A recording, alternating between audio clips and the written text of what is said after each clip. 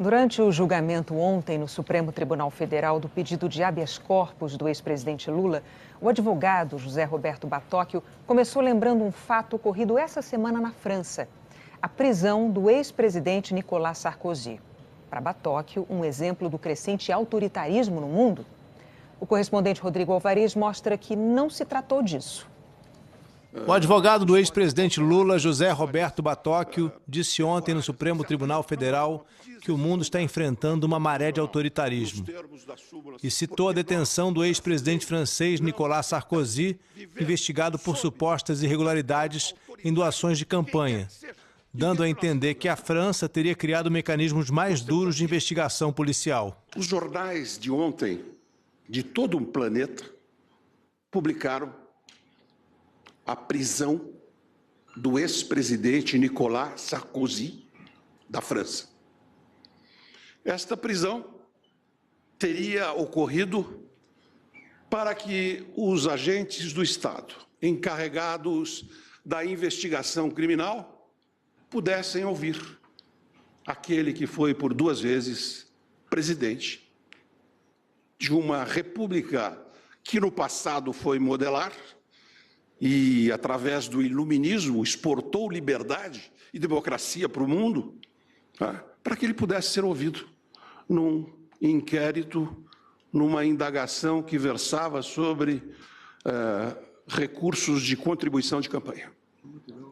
Dei-me, então, conta de que esta maré montante de autoritarismo que se hospeda em determinados setores da burocracia estável do Estado, não é um fenômeno que ocorre apenas no território brasileiro. Preocupantemente, isso está a suceder em todo o planeta.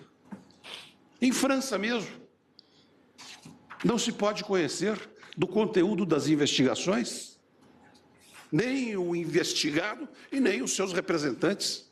A legislação francesa, que prevê a detenção de qualquer suspeito para interrogatório, incluindo ex-governantes, não é novidade.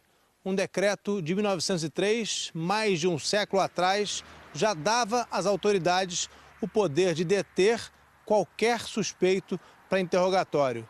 Esse decreto foi a base para a lei que surgiu aqui na França nos anos 1950, a chamada Garde à Vue, que foi a base legal para a detenção do ex-presidente Nicolas Sarkozy essa semana. Ele passou 2 dias à disposição das autoridades, mas, como exceção, teve permissão para dormir em casa.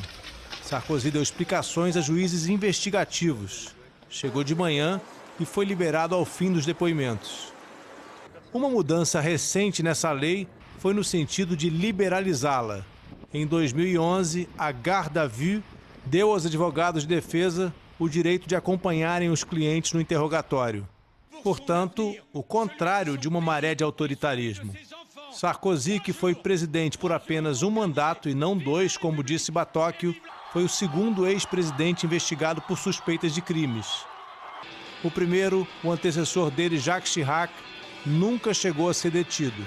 Se um tribunal de qualquer instância aqui na França decide pela execução da pena, ela deve ser cumprida ainda que haja uma apelação em andamento.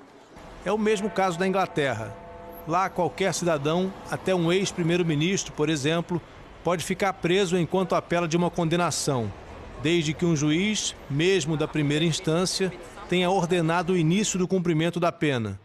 A lei inglesa considera que a condenação é válida enquanto não for revertida por uma corte superior.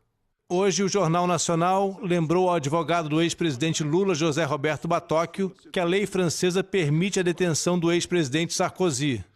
Batóquio não quis gravar entrevista, mas mandou uma nota em que defende a posição sustentada ontem no Supremo Tribunal Federal. Eu reafirmo que entendo que isto consiste em uma arbitrariedade dos agentes estatais franceses encarregados da investigação, ele disse.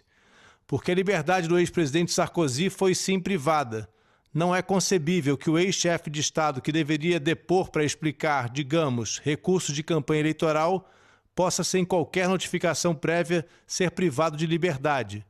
Daí porque disse que me causa estranheza essa maré montante de autoritarismo, que está a embolsar o planeta, O Brasil não tem fugido a essa regra. A advogada constitucionalista Vera Lúcia Bibchemin defende as ações da Lava Jato. E essa questão do autoritarismo, ela remete muito ao conceito do ativismo judicial, né?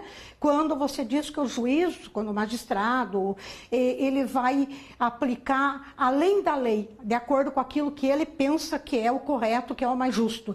Então, o conceito de ativismo judicial, ele é muito ligado ao autoritarismo. O que acontece é que os magistrados e procuradores envolvidos na Operação Lava Jato têm formação acadêmica americana, o que significa o seguinte: eles aplicam no seu dia a dia predominantemente a teoria do domínio do fato, a qual remete para vários atos que não são tradicionalmente utilizados no direito penal brasileiro. Você também tem argumentos constitucionais, fundamentos constitucionais e também argumentos supralegais que fundamentam os atos desses magistrados e desses procuradores.